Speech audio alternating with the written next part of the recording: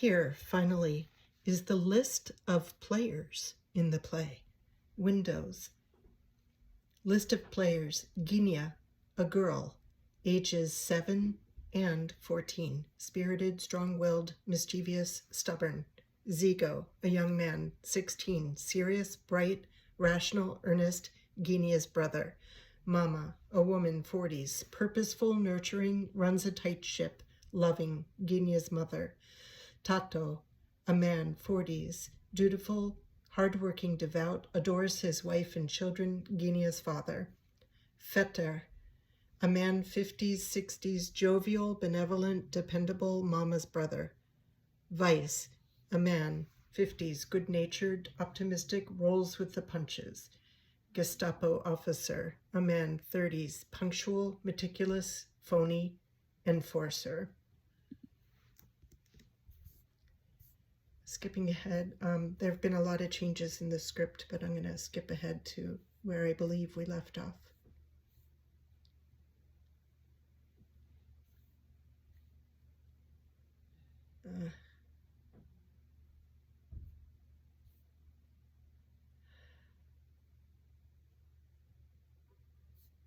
Okay, sorry about that.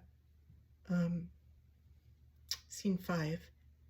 The screen broadcasts live frontal shots of Mama and Tato facing Zigo. Zigo stands in front of the door, dressed in layers of clothing, wearing a stuffed knapsack. He is smiling. Mama cries. Tato chokes on his tears. Zigo, don't worry, Mama, I'll be fine. I'll write you as soon as I cross the border. Tato, you can't trust them, Zigo. Zigo, I know, Papa. Tato, you can't expect them to welcome you with open arms. Zigo, we've been over this. Tato, the Russians turn on a ruble. Zigo, I know. Tato, where's the money I gave you? Zigo, Mama sewed it into the hem of my coat. Tato, good, good. Mama, do you have a needle and thread? Zigo, no. Mama, well, how are you going to sew it back up? Ginia, bring me a needle and spool of thread. I'll find you something else to eat. Just wait a minute. Tato, Mama, you already gave... that's supposed to be... Sorry. Zigo. Zigo, Mama, you already gave me enough to get to the border.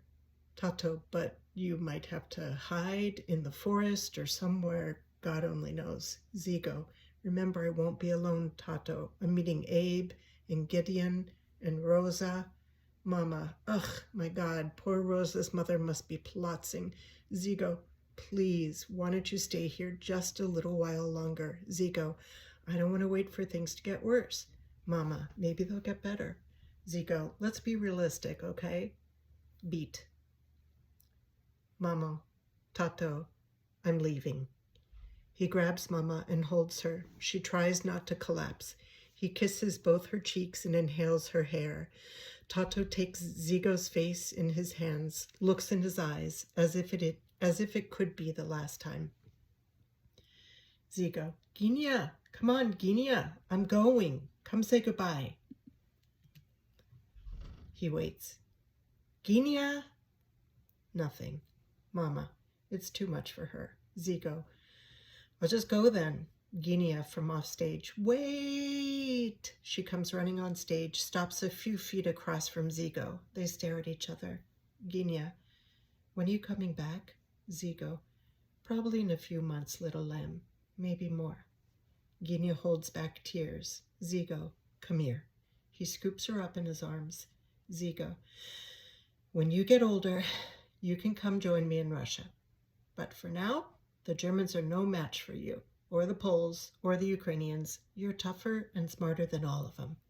Ginia, and more manipulative? Zigo, laughing. Well, I don't know about that, monkey. You are very convincing when you want to be. God knows you've got me wrapped around your little finger. He pinches her cheek. Ow! Stop it, Ginia. Mama, tell him to stop. Put me down. Zigo, okay, I'm going. Mama, are you wearing your scarf? Zigo, yes, I'm fine. Mama, I love you, son.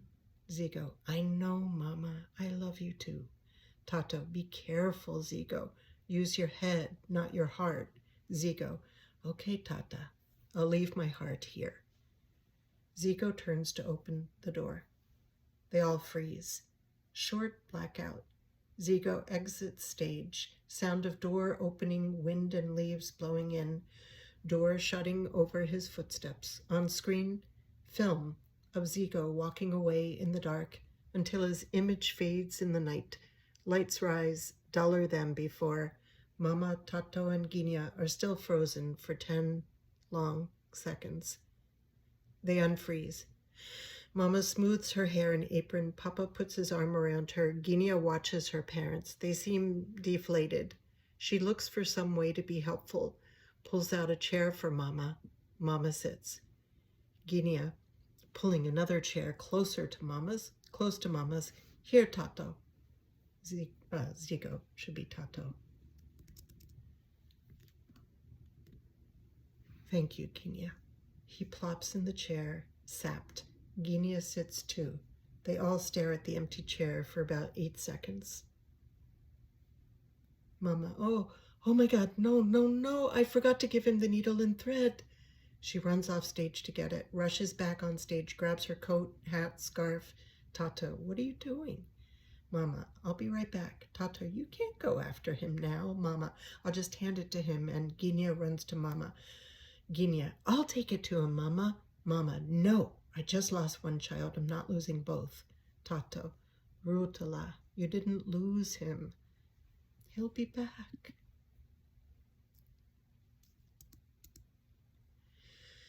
Ginia, maybe for my birthday. Maybe he'll bring chocolate. Mama turns toward the door. Blackout. Sound of door opening, wind and leaves blowing in. On screen, Mama rushes away from the house, darting right, left, into the night. Scene 6. Stage is dimly lit. Sons, actors. We hear their voices over music. Ginia, my sewing machine. Mama. She's supposed to be off stage. Mama, no, Ginia, we don't have room. Ginia, I need it. Please, Mama, it's little and I can do work with it. Mama, I'm sorry, Ginia, we don't even have room for mine. Ginia, I'm not leaving without it. A chair flies up to the grid, whisked out of sight on wires. Tato, which pots do you want, Ruta? Mama, I'll get them. Tato, the biggest one? Maybe not. Mama, don't touch the pots. I'll choose. Several pots attached to wires fly up to the grid, clanging each other in flight. Mama, we can fit all the comforters, right, Beryl? Tato, I doubt it, not if we take a mattress. Comforters, blankets, and pillows sail up to the grid. Mama, Ginia, did you pack your heavy pink sweater? Ginia, I packed them all. Mama, I keep telling you, you can't pack them all. You don't listen, Ginia. And my hats and favorite shoes. Assorted clothing, Mama's, Tato's, Ginia's, and Zigo's animatedly dances up to the grid. Mama, bring Zigo's coat. Tato, all right. Mama, and suit. Tato, what? Mama, he might need it someday. Tato, we don't have room. Mama, he can wear it on a date or in shul. Tato, Ruta. Tato, let's give the silver to Margarita to hold on to till...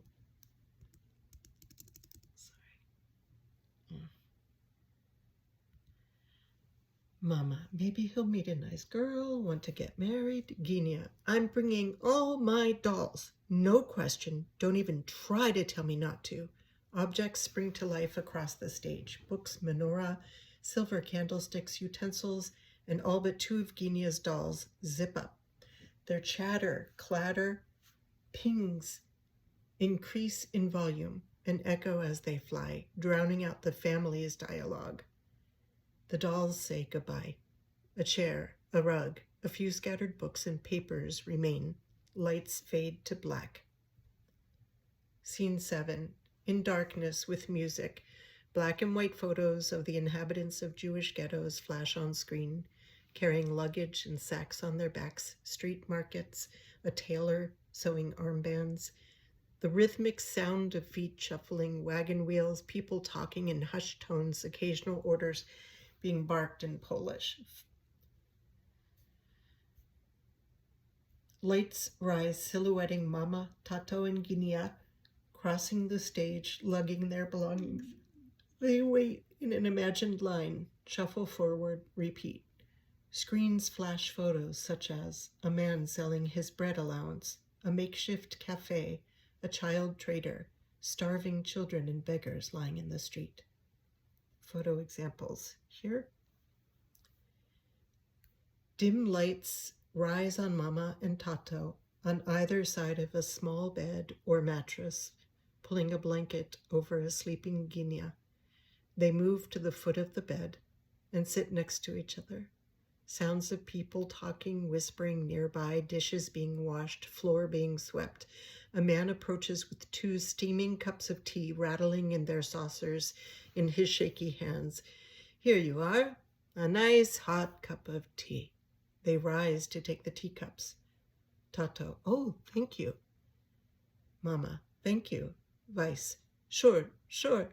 I'm Roman Weiss, moved in 4.5 months ago with my wife, Judita. 3 daughters and a baby boy. Yep. Tato extends his hand. I'm Beryl. This is my wife, Ruta. Weiss. Hello, nice to meet you. You'll see it's not so bad. Everyone is nice except, the occasional in-law will get on someone's nerves. Throws up his arms, smiles. Yeshviga, what are you gonna do? Mama and Tato force smiles. Beat. Weiss.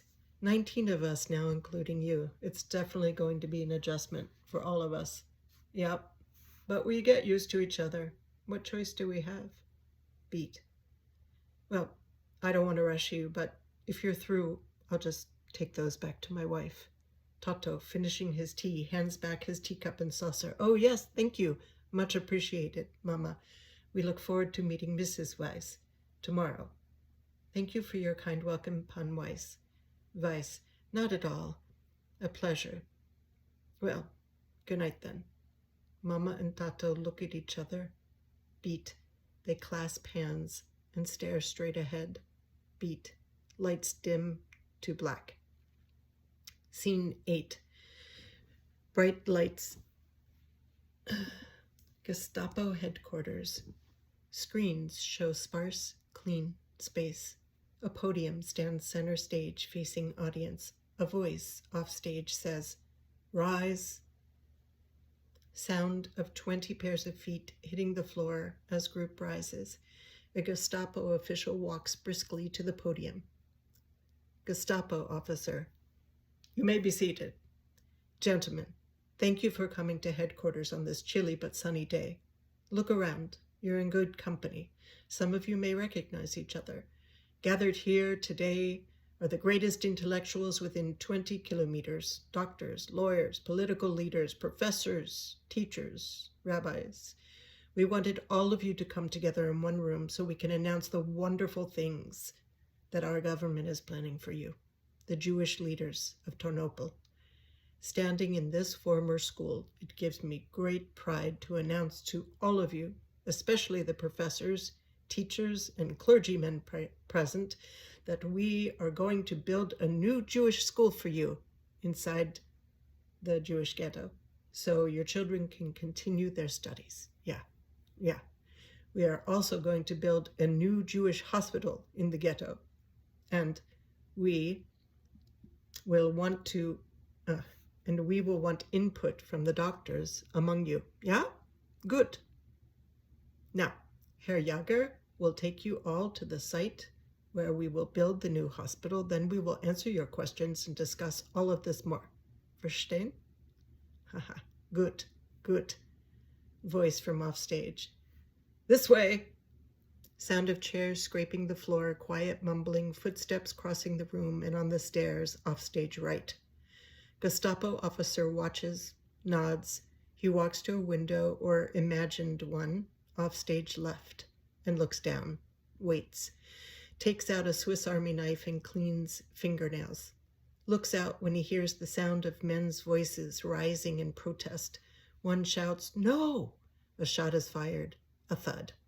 Beat, beat, beat. Sound of rapid fire. A few men screaming. Thuds as they hit the ground. Gestapo officer nods to himself, checks the time. Gestapo officer. Gut.